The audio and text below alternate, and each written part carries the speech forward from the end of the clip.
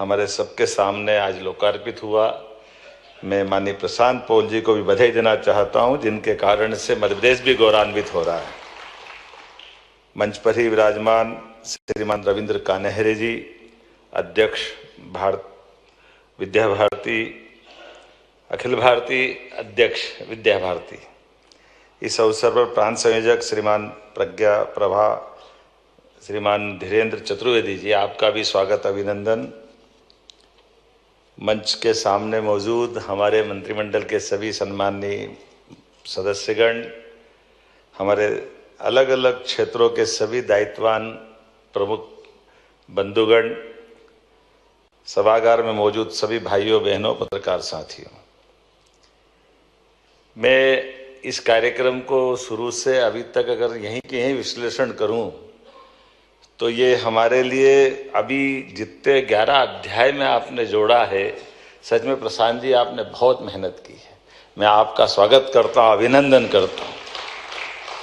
लेकिन ये भी बात सत्य कि 14 से लेकर 26 तक की इस यात्रा के दरमियान कल के चुनाव रिजल्ट से लगाकर वंदे मातरम की यात्रा तक इतना सब कुछ हो गया, कहाँ किस किस को लिखे, कितना लिखे। वाकई में सच में हमारे लिए ये दौर स्वर्णिम काल खाली कहा नहीं जा रहा है, ये आंखों के सामने चरितार्थ होता दिखाई दे रहा है। कहाँ हम अपने देश की आज़ादी के पहले दिन की कल्पना करें। सही में आपने सही सोचा, जब आपने एक राज्य के मुख्यमंत्री का निधन का आप सच में आपने उस घटनाक्रम को उल्लेख करके ये अपना एक बड़ा दायित्व का निर्वहन किया। मैं भी 2-3 चीज़ें देख रहा था अभी। किसी देश के साथ उसकी विगत समय के संघर्ष की गाथा के लिए जो जो घटनाक्रम घटे होंगे और उस घटनाक्रम के बाद देश की आज़ादी के बाद क्या होता है।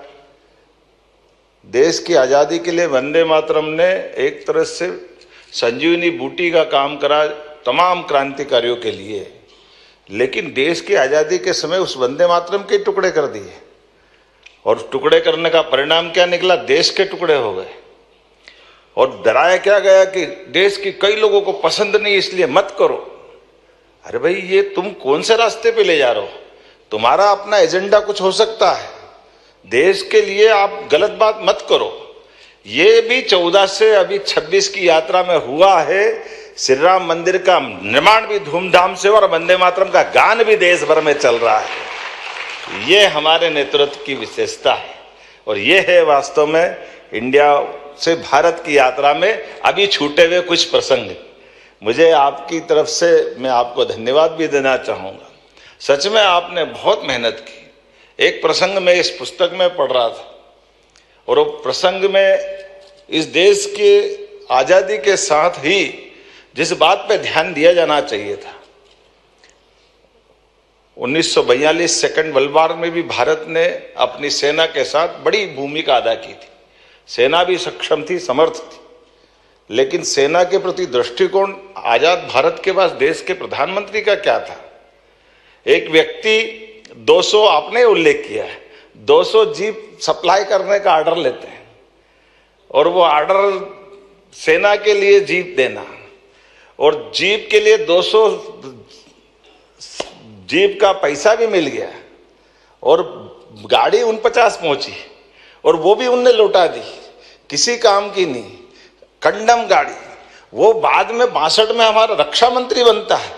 कमाल कर दिया है। वाकई ये कौन से दौर की सरकारें चल रही थी और आज का दौर। अपन तुलना करो, केवल याद करो मूछ वाला अभिनंदन को, कितना अच्छा लगता है उस दौर को याद करें। वो अभिनंदन जिसके यही 14 से 26 के दौर में हमने सबने देखा, हमारे सोए हुए सैनिकों के ऊपर जो आक्रमण करके गए थे, उन आक्रमणकर्ताओं के घर में घुस करके हमारी सेना अगर मारने गई तो हमने बहुत, आपने सही कहा कि इतनी गहरी नींद में थे कि पहले तो समझ में ही नहीं आया, समझने में टाइम लग गया कि वो हमारे लोग पाकिस्तान की सीमा में घुस जाए। पहले तो यही बहुत बड़ी कलेजे की बात है। और अगर अंदर घुस गए तो घुसते आने में विमान टपक गया और हमारा यात्री पकड़ा गया, हमारा सैनिक पकड़ा गया। और सुबह सुबह से दोपहर तक तो पल्ले ही नहीं पड़ी कि ये हो क्या रहा है। हमारे माननीय नेता को वो कह रहा है कि भाई हमने आपका आदमी पकड़ा है, हम इसको कुछ नहीं कर रहे, इसको चाय पिला रहा है, इसको बिस्कुट खिला रहा है, आप कोई आदमी आके हमसे बात करके ले जाए इसको। लेकिन हमारे नेतृत्व की तरफ से कोई बात नहीं आती। शाम होते होते अपना कलेजा धक धक कर रहा कि अच्छा भाषा काम कर दिया, बढ़िया, जितने थे सबको काम तमाम कर दिया है, बचा कुछ भी नहीं, आप भैया बात ही कर लो, क्या जा रहा है। लेकिन नहीं, शाम तक उन्होंने कहा कोई बात नहीं आ रहा हो तो मत आओ, टेलीफोन पे तो बात कर लो। टेलीफोन पे भी बात नहीं कर रहे। बड़ा रहस्य लगा कि ये क्या हुआ, शाम तक बिना टेलीफोन पे बात करे और उन्होंने ससम्मान हमारे व्यक्ति को छोड़ दिया। मेरे को बड़ी जिज्ञासा थी कि ये क्या हुआ। तो मेरे को एक बड़े सैनिक अधिकारी ने बाद में बताया कि वास्तव में हुआ ये था कि हमारे नेतृत्व ने स्पष्ट खबर कर दी, आपका ऐसा कहना कि आपके आतंकवादी बगैर आपके परमिशन के भारत में घुसकर सोए हुए सैनिकों की हत्या कर गए, इसमें आपका कोई रोल नहीं। तो हमारे भी सैनिकों ने उनको जाके घर में मार दिया। तो जब हमारे लोगों ने आपका हमारा दोनों का हिसाब बराबर कर दिया, हमारे लोगों ने भी वो कर दिया। इसलिए हमारा तुम्हारा झगड़ा नहीं, लेकिन अब तुम्हारा हमारा झगड़ा तब चालू हो जाएगा कि जैसे आपने हमारे सैनिक पे हाथ लगाया तो हमारा युद्ध का डंका बज जाएगा, आपको घर में छोड़ने वाले नहीं, घर में घुस के हिसाब बराबर कर देंगे। इसलिए तुम्हारी हमारी बात करने का सवाल कहाँ है। ना तुम्हारे आदमी हमारे यहाँ पूछ के आए, वैसे हमारे आदमी भी चले गए। तो ये तो सेना का काम है, सेना अपना ऑपरेशन करेगी। अब ये कितनी बड़ी बात है, कितनी छोटी सी बात में कितना बड़ा जवाब मिल गया। वाकई ये कमाल हो गया है। जिस प्रकार का ये समय चल रहा है, ये हमारे लिए वाकई ये स्वर्णिम दौर का है। आपने कोरोना का काल भी बताया, कोविड के काल की पुस्तक को भी मैं इसमें ध्यान में देख रहा था। लेकिन सच में ऐसी बहुत सारी बातें मैं बहुत देर तक कर सकता था, लेकिन जितनी अच्छी बात दीपक जी ने कर दी, प्रशांत पोल जी ने खुद ने कर दी, वास्तव में ये सारी बात कर दूं तो प्रभात जी की पुस्तक कौन खरीदेगा, उनके लिए भी तो छोड़ना पड़े। सारी बातें तो इसमें आ ही जाएगी, काफी हद तक सारी बातें आ गई, लेकिन फिर भी कुछ बातें बची तो उसको जोड़ सकते हैं।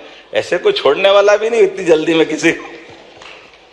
हमारे बीच में से अगर हम जनगण मन की बात कर रहे हैं और वंदे मातरम की बात कर रहे हैं, तो सच में हमारे बीच में आज के इस दौर में अपने लिए खास करके शासन के कारण से जिस प्रकार से अपने प्रज्ञा प्रवाह की यात्रा में एक कोटेशन अच्छा लिखा है, कुप्रचार के खिलाफ भी प्रज्ञा प्रवाह काम करता है।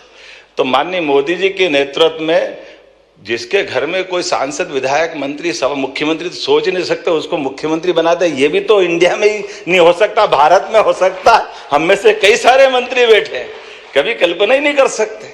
नहीं तो कौन बनते थे उस इंडिया के शासनकाल में। आज अपनी इस विचार यात्रा का ही प्रवाह है और उसी कारण से जब मुख्यमंत्री बनते तो कुप्रचार होता। उज्जैन में बाबा महाकाल की नगरी में, नगर निगम की सीमा में रात में कोई नहीं सोएगा, रात में कोई नहीं सोएगा। क्यों नहीं सोएगा? नगर निगम के बाहर सो, राजा महाराजा हो जाएंगे पदाधिकारी।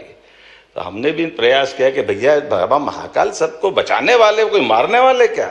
और महाकाल टेढ़ी दृष्टि करे तो ब्रह्मांड में कहाँ छूटेगा। इसलिए रात को सोए भी और आपके स्लोगन को हमने चलाने का प्रयास भी किया। इसमें कोई अंतर नहीं है। वास्तव में कुप्रचार के खिलाफ व्यवस्थाओं के आधार पर जिस प्रकार से अपनी सरकारें काम कर रही है, मुझे इस बात की प्रसन्नता है। लोकतंत्र को सबसे ज्यादा मजबूती अगर मिलती है तो न्यायपालिका से मिलती। ऐसे में न्यायपालिका के सवाल पर भी न्यायपालिका की अंतिम सबसे बड़ी अदालत सर्वोच्च न्यायालय ने जो फैसला दिया, मुझे भी इस बात की प्रसन्नता है कि सुप्रीम कोर्ट के दिए निर्णय का श्री राम मंदिर के मामले में पूरे देश ने स्वागत, अभिनंदन किया। और तो और वो 75 साल तक जो मुकदमा लड़ता रहा, वो भी राम मंदिर के भूमि पूजन में उपस्थित रहा। ये है हमारा वास्तव में भारत का अपना रहीम रसखान के जमाने का भारत, जिसके आधार पर हम अपनी उस संस्कृति पे गर्व कर सकते हैं। ये ऐसी कई सारी बातें मैं बता सकता हूँ, लेकिन सच में आज इस कार्यक्रम में थोड़ा विलंब से आया, इसकी क्षमा भी चाहता हूँ। मेरे घर में कुछ घटना घटी थी इसके कारण से, लेकिन आपका ये पूरा आज का एक तरह से जितना अच्छा ये भाव के साथ पुस्तक का कार्यक्रम हुआ है, मैं आपको पुनः अपनी ओर से बधाई देता हूँ। और मुझे गर्व है मध्य प्रदेश में इतने अच्छे लेखक हैं जिनके कारण से पूरा देश जिन पे गर्व करेगा, पूरा देश के अंदर वो पाथेय बनेगा जिस आधार पे हम सब ऐसे आयोजनों के लिए बार बार आने की इच्छा करेंगे। मेरी अपनी ओर से बहुत बहुत अभिनंदन। भारत माता की जय।